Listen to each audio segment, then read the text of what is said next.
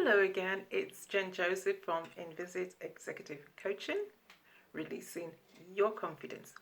Right, so part 2 of manifesting. I really want to talk to you now about what we need to do to get what we want. So in the last video, I talked about, is it wishful thinking or is it hope? And I concluded that it was hope. So now we need to understand what is going on in hope.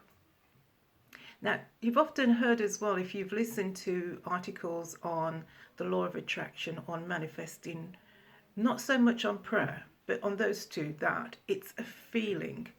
When it comes to prayer, particularly Christian prayer, it's more about the structure of the prayer. Now, let's understand something here. Feelings are generated from emotions. Feelings follow thoughts combined with emotions, and they are built on encounters, they are built on our history, they are built on our experiences.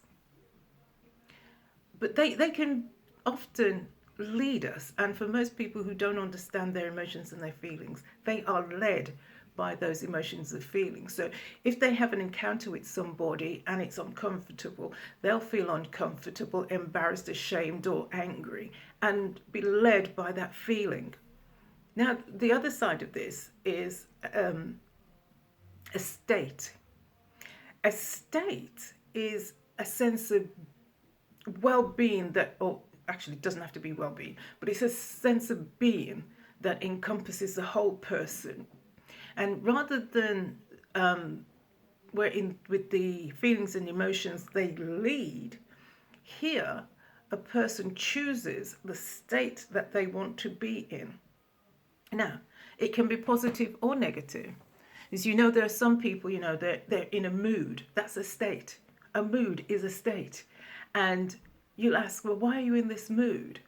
And this is the pessimistic side of it.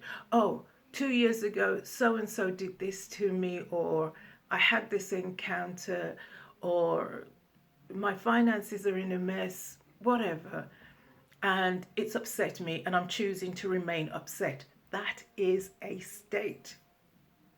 But then you'll meet other people who appear to be happy all the time. No matter what's going on around them, no matter what's falling down, they are happy all the time. And that's a state. It's a choice. States are choices. Now, for the Christian, the choices that they have is called the fruit of the Spirit of love. And there are several there. There's, excuse me, I'm going to have to read this because I never get them in the right order. Joy, peace, long-suffering, gentleness, self-control, patience, faith, and godliness. So they can choose to occupy one of those states. Now, why are states important to manifesting rather than feelings?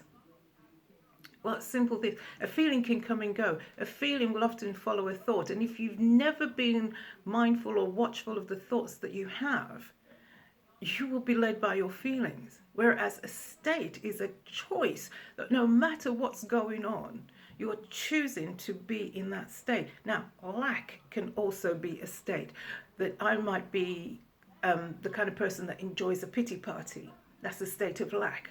I could be lacking relationships, I could be lacking finances, a social circle, poor health, whatever.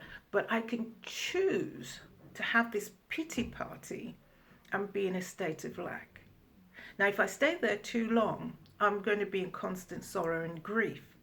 And if I stay in sorrow and grief, I will fall into non-chemically affected depression, because there are depressions that are affected by chemical imbalance.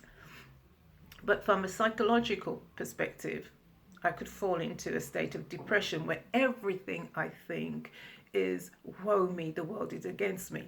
Here's the problem. You manifest what you embody, right? So, by the way, a strong feeling works just as well as a state of being.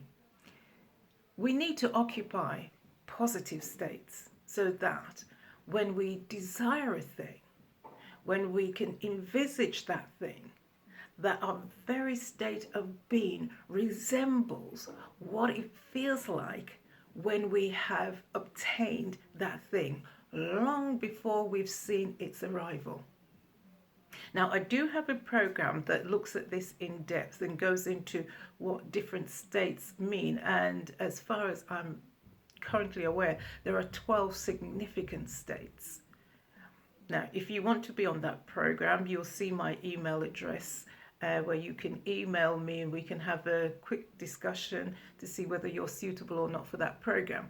But for now, if you're looking to manifest something in your life, choose an appropriate state that represents the receiving of that thing rather than follow your feelings or follow a pessimistic state. So choose a joyful, uplifting, confident state where you can esteem yourself. Okay, this is Jen Joseph, releasing your confidence. Bye for now.